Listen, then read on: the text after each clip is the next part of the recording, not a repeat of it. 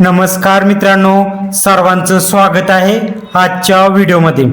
मित्रांनो, आजच्या व्हिडिओमध्ये 1000 स्क्वेअर फूट स्लॅब टाकण्यासाठी खर्च किती येऊ शकतो, मटेरियलसाठी किती खर्च येऊ शकतो, कामगारसाठी किती खर्च येऊ शकतो या व्हिडिओमध्ये माहिती सांगितलेली आहे। मित्रांनो, तुम्हाला जर 1000 स्क्वेअर फूटचा स्लॅब टाकायचा असेल तर आजचा व्हिडिओ तुमच्यासाठी नक्कीच महत्त्वाचा होऊ शकतो। मित्रांनो, माहिती सुरू करण्या अगोदर चॅनलवरती नवीन असाल तर चॅनलला सबस्क्राईब करायला अजिबात विसरू नका। मित्रांनो, आजच्या व्हिडिओमध्ये 1000 स्क्वेअर फूटच्या स्लॅबचा टोटल खर्च तुम्हाला या व्हिडिओच्या माध्यमातून सांगितलेला आहे। सुरुवातीला सिमेंट किती लागणार आहे हे जाणून घेऊया। स्लॅब टाकण्यासाठी सिमेंट साधारणतः 100 ते 110 बॅगच्या आसपास लागू शकतं। स्लॅब टाकण्यासाठी सिमेंट तुम्हाला ज्यावेळेस 1000 स्क्वेअर फूटचा स्लॅब टाकायचा आहे त्यावेळेस सिमेंट थोडंफार एक्स्ट्रा आणून ठेवा। एक्स्ट्रा जरी सिमेंट राहिलं तरी नंतरच्या कामासाठी तुम्ही सिमेंट वापरू शकता, पण या रेंजमध्ये लागू शकतं 100 ते 110 बॅगच्या आसपास। आपण जास्तीत जास्त 110 बॅग धरूया। एका सिमेंट बॅगची जी खरेदीची किंमत आहे आपण ते सरासरी 400 रुपये धरूया। आता सिमेंट सुद्धा तुम्ही कोणत्या क्वालिटीचं कोणत्या कंपनीचं खरेदी करणार आहेत त्यावरती सिमेंटचा रेट असतो, पण आपण एक लमसम 400 रुपये रेट धरूया। 110 बॅगचे झाले साधारणतः किती झाले, एक 44,000 रुपये होणार आहेत। 44,000 रुपये सिमेंटचा खर्च समजलं मित्रांनो। सिमेंटसाठी एवढा खर्च येऊ शकतो। त्यानंतर स्टील किती लागणार आहे स्लॅब टाकण्यासाठी। स्टील साधारणतः 1000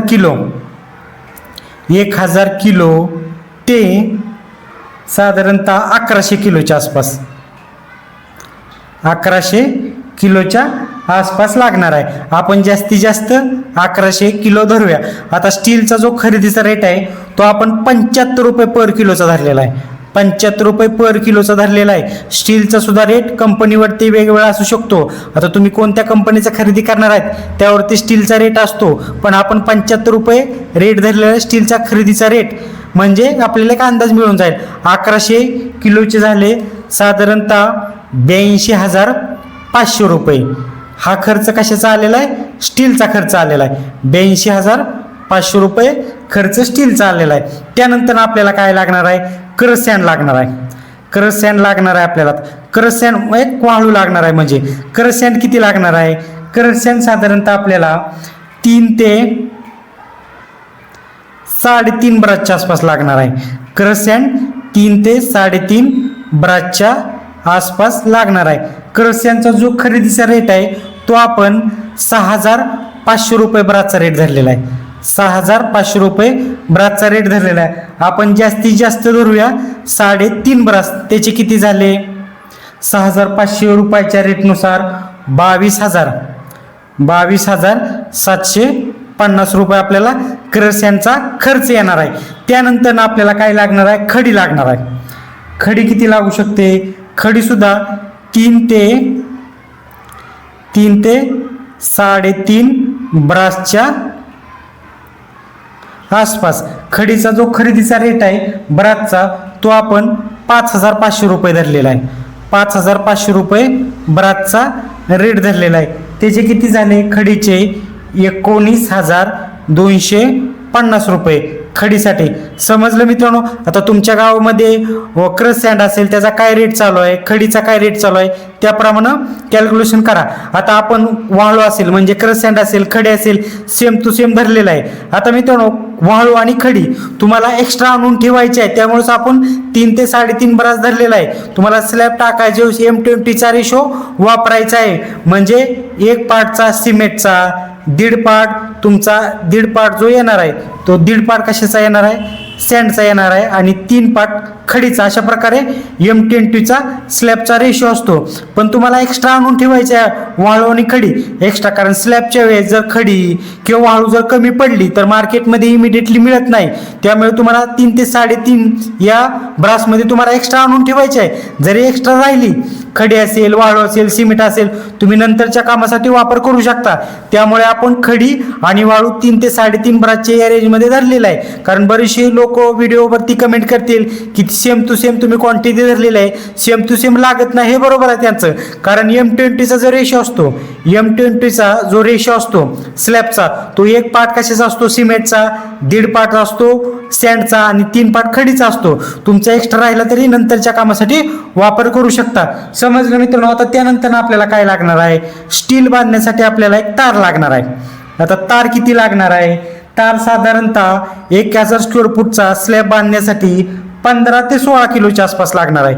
15 ते 16 किलोच्या आसपास लागणार आहे. आपण 15 किलो धरूया कमीत कमी. आता जो तारचा जो रेट आहे पर किलोचा खरेदीचा, तो 100 रुपये धरलेला आहे आपण तारचा, म्हणजे बायडिंग तारचा. त्याचे किती झाले, त्याचे होणार आहेत एक 1500 रुपये बायडिंग तारचा खर्च.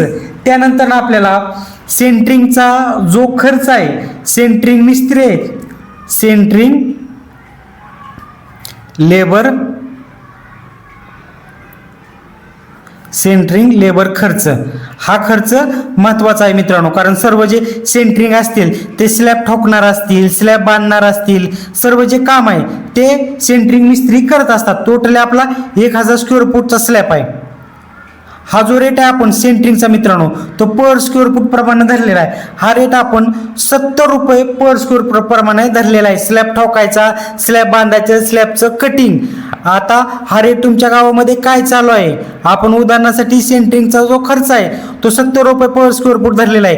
तुमच्या गावामध्ये रेट काय चालू आहे त्याप्रमाणे कॅल्क्युलेशन करा. आपण उदाहरणासाठी 70 रुपये रेट धरलेला आहे. यामध्ये सेंटरिंगवाल्याचं जे काम असेल ते स्लॅब ठोकायचं असेल, स्लॅबचं कटिंग असेल, स्लॅब बांधायचं असेल, तो सर्व 70 रुपये पर स्क्वेअर फूट मध्ये करणार आहे. टोटली आपलं 1000 स्क्वेअर फूटचा स्लॅब आहे, त्याचे किती होणार आहेत, सेंटरिंग मिस्त्रींचे 70,000 रुपये होणार आहेत. समजलं मित्रांनो, सेंटरिंग मिस्त्रींचं. त्यानंतर स्लॅब टाकणारे जे लेबर आहेत, स्लॅब टाकणारे जे लेबर आहेत, स्लॅब टाकणारे लेबर सेंटरिंगवाले वेगळे असतात, ते फक्त स्लॅबचे काम करत असतात. आणि स्लॅब जे टाकणारे असतात त्यांची गँग असते, त्यांचा मिक्सर असतो, त्यांची लिफ्ट मशीन असतं आणि त्यांचा सुद्धा ठेकेदार वेगळा असतो स्लॅब टाकणारे. बरोबर का मित्रांनो. आता आपला स्लॅब कितीचा आहे, स्लॅब आहे 1000 स्क्वेअर फूटचा. बरोबर का. आता स्लॅब टाकणारे जे कामगार आहेत, स्लॅब टाकणारे जे कामगार आहेत त्यांची लिफ्ट मशीन असते, त्यांचा मिक्सर असतो, त्यांची एक टीम असते, त्यांचा पर बॅगवरती रेट असतो. सिमेंट जेवढं स्लॅबला जाणार आहे त्यावरती त्यांचा रेट असतो, किंवा काही वेळेस उक्त वगैरे सुद्धा सांगतात स्लॅबचं टोटली किती खर्च येणार आहे एक उक्त सांगतात. पण आपण जो सिमेंट बॅगवरती धरूया म्हणजे आपल्याला एक अंदाज मिळून जाईल. 150 रुपये आपण रेट धरलेला आहे पर बॅगचा सिमेंटचा, म्हणजे जेवढे स्लॅबला सिमेंट जाणार आहे त्याप्रमाणे स्लॅबचा जो ठेकेदार आहे तो रेट लावणार आहे. आपला टोटली 1000 स्क्वेअर फूटचा स्लॅब आहे, म्हणजे 1000 स्क्वेअर फूटच्या स्लॅबला सिमेंट किती जाणार आहे, 110 बॅग जाणार आहेत. बरोबर का. आणि 150 रुपये आपण हा रेट धरूया. 150 रुपये हा जरी आपण रेट धरला, स्लॅब टाकणारे जे ठेकेदार आहेत त्यांचा, त्याची किती होणार आहे, स्लॅब टाकणारे त्यांचे एक साधारणतः 16,500 रुपये होणार आहे. समजलं मित्रांनो. जे सेंटरिंगचे जे सेंटरिंगचे नाही, जे स्लॅब टाकणारे जे लेबर आहेत, गँग आहेत, त्यांचा एक 16,500 रुपयाच्या आसपास एक खर्च येऊ शकतो. 150 रुपये जरी रेट धरलेला तरी. आता तुमच्याकडे जो ठेकेदार येणार आहे, स्लॅब टाकणारे जे लेबर आहेत त्यांचा, तो उक्त वगैरे सुद्धा सांगू शकतो किंवा पर बॅगवरती सुद्धा सांगू शकतो. हा झाला खर्च. आता त्यानंतर स्लॅबमध्ये जे इलेक्ट्रिकल काम आहे, आता स्लॅब टाकताना जे आपल्याला इलेक्ट्रिकल काम आहे ते सुद्धा करावे लागणार आहे. बरोबर का. इलेक्ट्रिक काम आहे ते सुद्धा करावे लागणार आहे, कारण नंतर तुम्हाला करता येणार नाही. त्यामुळे तो खर्च किती येऊ शकतो, साधारणतः एक 7 ते 8,000, 7 ते 8,000 या रेंजमध्ये येऊ शकतो. आपण जास्तीत जास्त एक 8,000 रुपये धरूया, एवढा येऊ शकतो. त्यानंतर किरकोळ काम, किरकोळ सुद्धा भरपूर खर्च येत असतो. स्लॅब टाकायच्या वेळेस किरकोळ खर्च भरपूर येतो. किरकोळ खर्च आपण 5 ते 6,000 रुपये धरूया, 5 ते 6,000 रुपये धरूया. हा सुद्धा 6,000 रुपये आपण इथे टाकूया. आता मित्रांनो, सर्व खर्च आपण धरलेला आहे या स्लॅबमध्ये. टोटल सिमेंट असेल, स्टील असेल, वाळू असेल, खडे असेल, तार असेल, सेंटरिंग लेबर खर्च असेल, स्लॅब टाकणारे जे ठेकेदार आहेत किंवा स्लॅब टाकणारे जे कामगार आहेत त्यांचा खर्च धरलेला आहे, इलेक्ट्रिकल कामाचा धरलेला आहे, किरकोळ खर्च धरलेला आहे. आता या सर्वांची जर टोटल बेरीज केली, या सर्वांची टोटल बेरीज केली तर आपल्याला एक लमसम अंदाज मिळणार आहे. स्लॅबसाठी 1000 स्क्वेअर फूटसाठी टोटल मटेरियल खर्च व कामगार खर्च किती येऊ शकतो आपल्याला लमसम अंदाज मिळणार आहे. टोटल या सर्वांची बेरीज केली तर 2,70,500 रुपये खर्च येऊ शकतो. समजलं मित्रांनो? 2,70,500 रुपये खर्च येऊ शकतो. मित्रांनो, सर्व माहिती तुम्हाला अंदाज येण्यासाठी सांगितलेली आहे.